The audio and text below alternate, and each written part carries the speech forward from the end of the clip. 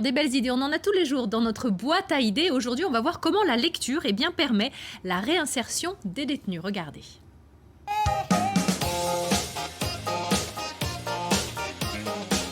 C'est vrai que tu fais lire les prisonniers ? Oui, je fais partie de Lire pour en sortir.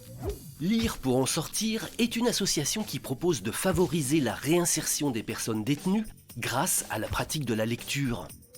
En prison, le taux d'illettrisme est 2 fois supérieur à la moyenne nationale et 30% des personnes détenues ne maîtrisent pas le savoir de base. La moitié n'a aucun diplôme. Le rôle du bénévole est d'accompagner la personne détenue tout au long du programme de lecture, de la pousser à la parole et à la réflexion autour du livre.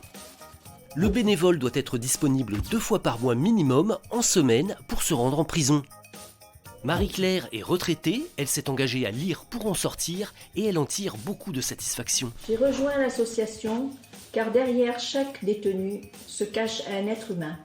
Au cours de cet échange se noue une relation de confiance et il se confie à moi et livre ses doutes, ses problèmes et son histoire.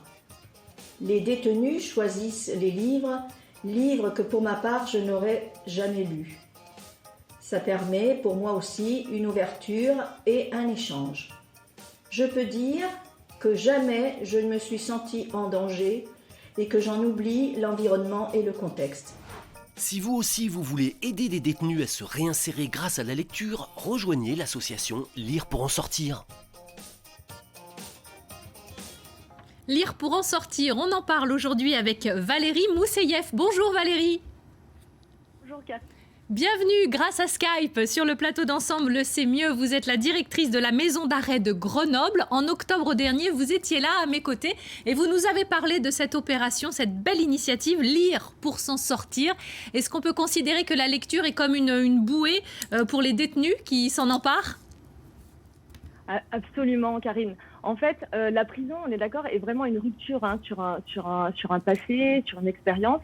Et donc, l'idée du livre, c'est vraiment ouvrir à la fois des espaces de liberté, à la fois faire aussi face à un milieu qui est extrêmement difficile et permettre à la fois de vivre d'autres vies et puis aussi changer son regard, bien entendu, sur soi-même et sur le monde. François Buñuel, dans La Grande Librairie, nous dit quel est le livre qui a changé votre vie. Je crois qu'en prison, il y a un vrai enjeu à trouver celui-ci. Comment ce genre d'opération est perçu par les détenus ? Alors, il y a 2 types de publics. Comme le montrait très bien votre reportage avant, il y a les détenus qui sont déjà des lecteurs et donc qui peuvent poursuivre leur passion, mais il y a aussi les détenus qui n'ont pas encore fait la rencontre avec les livres. Et donc, c'est eux qui constituent le public qu'on a envie d'aller chercher. Donc, on a plusieurs moyens d'ailleurs d'aller chercher et Lire pour en sortir propose des rencontres avec des auteurs. Nous, à Vars, il y a déjà 5 auteurs qui sont intervenus depuis juin 2019, le début de l'action, pour pouvoir justement aller chercher les détenus non lecteurs, puisqu'il s'agit de notre cible. S'exprimer, lire, écrire, est-ce que ce sont les clés pour une bonne réinsertion ?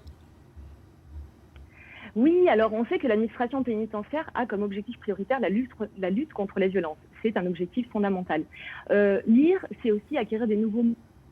C'est enrichir son vocabulaire, c'est avoir accès à une autre expression orale. Et donc, c'est tout ça que permet une action autour du livre, action d'ailleurs qu'on développe dans pas mal d'autres domaines, puisque la lecture n'est pas quelque chose de nouveau dans l'administration pénitentiaire, dans les prisons, puisqu'on voyait qu'il y avait beaucoup d'illettrisme. Donc, la lutte contre l'illettrisme, la participation à des manifestations, c'est quelque chose d'extrêmement important. Et quelle relation se noue avec les bénévoles qui viennent faire la lecture, comme on a pu le voir dans le petit reportage ? Alors les bénévoles sont toujours des gens fantastiques qui sont engagés pour une cause, qui ont envie. D'ailleurs, on a entendu tout à l'heure le témoignage de cette dame fantastique. La détention a un lieu qui peut être pacifié dans le cadre de ces rencontres. Ça se passe très très bien avec les détenus. En tout cas, les bénévoles, je sais qu'à Grenoble, on a 6 bénévoles qui ont déjà rencontré 23 détenus, qui ont suivi 23 détenus dans le cadre de cette action et qui ont continué cette action. C'est-à-dire qu'il n'y a pas de retrait et ils y trouvent leur compte. On devait faire une réunion d'ailleurs en novembre pour préparer la suite de Lire pour en sortir, qui est lire avec son enfant. Mais malheureusement, le confinement ne nous a pas permis de nous rencontrer. Bon, est-ce que ce genre d'initiative permet de changer les rapports avec le personnel pénitentiaire ? Oui, alors vous avez raison, il y a une vraie synergie entre ce qu'on propose aux personnes détenues et ce que peut en retirer le personnel pénitentiaire. C'est pour ça d'ailleurs que dans le cadre de la venue qui était prévue de Leïla Slimani le 26 novembre, qui est la marraine de l'association Lire pour en sortir, qui devait intervenir à Grenoble-Vars pour les personnes détenues mineures et majeures, mais également l'association avait souhaité mettre à profit sa venue pour un temps avec le personnel, un temps d'échange, un temps dédicace avec le personnel.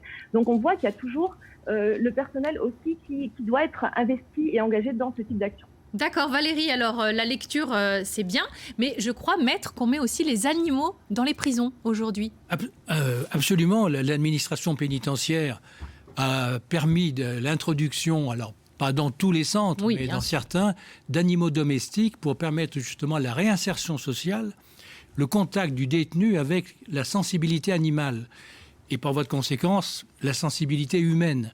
Et là, il faut vraiment saluer, parce que ce genre d'initiatives, parce que ce sont des initiatives rares, qui sont quand même certainement coûteuses, qui impliquent le personnel pénitentiaire, bien sûr. Mais en même temps, ça favorise des rapports excellents.